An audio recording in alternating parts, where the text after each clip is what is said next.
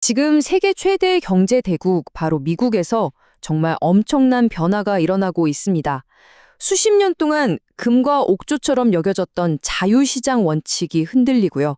국가가 직접 나서서 경제의 큰 그림을 그리는 그런 새로운 시대가 열리고 있습니다. 이 문장 굉장히 도발적이죠? 이게 바로 오늘 우리가 파고들 이야기의 핵심을 그냥 딱 짚어주는 말입니다. 모든 산업이 평등하지 않다. 어떤 산업은 다른 것들보다 전략적으로 훨씬 더 중요하다. 바로 이런 새로운 경제 철학이 등장한 거죠. 그래서 저희가 이번에 분석할 내용은요. 바로 이 보이지 않는 손과 보이는 손이라는 비유를 중심으로 펼쳐집니다. 애덤 스미스 이후로 시장을 지배해온 보이지 않는 손의 시대가 저물고 이제 정부라는 보이는 손이 직접 시장에 깊숙이 개입하는 미국 경제정책의 거대한 전환점을 살펴보겠습니다. 우리가 살펴볼 핵심 개념이 바로 국가 자본주의라는 건데요. 이게 그냥 일시적인 경기 부양책 같은 게 아니고요. 말 그대로 국가의 미래를 걸고 아주 의도적으로 설계한 새로운 경제 판짜기, 그 시작이라고 보시면 됩니다. 자, 그럼 지금부터 이 새로운 총사진이 대체 뭔지 하나씩 아주 자세하게 파헤쳐보겠습니다. 아니, 근데 왜 갑자기 이런 엄청난 변화를 시작했을까요? 모든 건 위기감에서 출발했습니다. 중국이 무섭게 치고 올라오는 것도 위협적이고 코로나 팬데믹 때 겪었듯이 공급망이 이렇게나 약했다는 걸 깨달았고요. 또 미국 내 제조업 기반이 거의 무너지고 있다는 공포감, 이 모든 게 합쳐져서 정부를 움직이게 만든 거죠. 여기서 정말 중요한 개념이 하나 나옵니다. 바로 국가실력산업이라는 건데요. 이게 왜 중요하냐면 정부가 왜 그 많고 많은 산업 중에 가구가 아니라 반도체를 콕 집어서 챙기는지 그 이유를 설명해 주거든요. 말 그대로 국가의 힘 그 자체가 되는 산업이라는 뜻입니다. 좋아요. 그럼 정부가 이 보이는 손을 실제로 어떻게 사용하고 있을까요? 이제부터 시장을 자기들 뜻대로 움직이기 위해서 꺼내든 아주 새로운 도구들을 한번 살펴보겠습니다. 정부가요, 이제 세 가지 새로운 역할을 맡게 됩니다. 직접 돈을 대는 투자자, 그리고 거래를 주선하고 판을 짜는 중개자, 그리고 마지막으로 세금으로 투자했으니 이익이 나면 회수하는 수익 공유자 역할까지요. 그러니까 국가가 하나의 거대한 벤처 캐피털처럼 움직인다고 생각하시면 이해가 좀 더 쉬울 겁니다. 구체적으로 어떤 도구들이 있는지 한번 볼까요? 먼저 투자자로서는 반도체법 같은 걸 통해서 기업에 그냥 현금을 쏴주는 거예요. 그리고 중개자로서는 혹시 US 스틸 매각 과정 기억나세요? 그때처럼 국가 엄보를 내세워서 기업 M&A에 직접 개입하기도 합니다. 이 초과 이익 공유제는 정말 재밌는 장치예요. 그냥 돈만 주고 끝나는 게 아니라 우리 세금으로 투자했으니까 대박 나면 우리도 좀 나눠 갖자 이거죠. 진짜 국가가 벤처 캐피털처럼 행동하는 겁니다. 자, 그럼 이렇게 강력한 도구들을 손에 쥔 정부가 과연 어떤 산업들을 콕 집어서 밀어주고 있을까요? 이제 그들의 타겟을 한번 들여다보죠. 이 표를 보시면 정부의 전략이 한눈에 들어옵니다. 모든 산업에 똑같이 투자하는 게 아니에요. 국가의 힘과 직결되는 순수 국방이나 이중용도 기술, 기반 산업의 자원을 몰아주는 거죠. 반면에 가구나 의류 같은 산업들은 미안하지만 우선순위에서 뒤로 밀리는 겁니다. 결국 이 모든 노력의 핵심 목표 아주 명확합니다.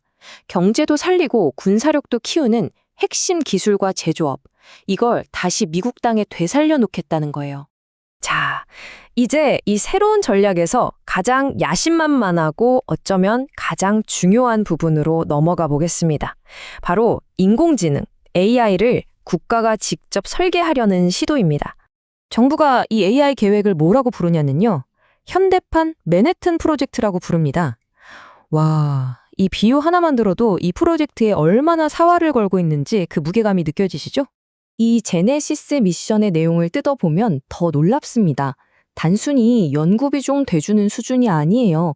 정부 데이터를 슈퍼컴퓨터에 넣어서 AI가 스스로 신소재나 차세대 반도체를 설계하게 만드는 말 그대로 국가적인 혁신 플랫폼을 구축하고 있는 겁니다.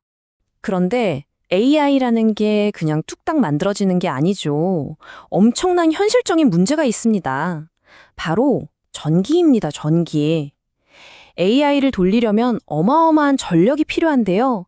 이 차트 보시면 데이터 센터의 전력 소비량이 앞으로 얼마나 미친 듯이 늘어날지 보여줍니다. 정부가 왜 에너지 인프라에까지 직접 손을 대는지 바로 이 때문입니다. 자, 그럼 이렇게 야심찬 계획들 과연 잘 되고 있을까요? 지금부터는 이 새로운 청사진의 초기 성적표를 한번 살펴보고 또 여기에 따르는 여러 논란과 위험에 대해서도 짚어보겠습니다. 가장 대표적인 게 바로 이 반도체법이죠. 보시다시피 인텔이나 마이크론 같은 핵심 기업에 수십억 달러씩 정말 막대한 돈이 들어가고 있습니다.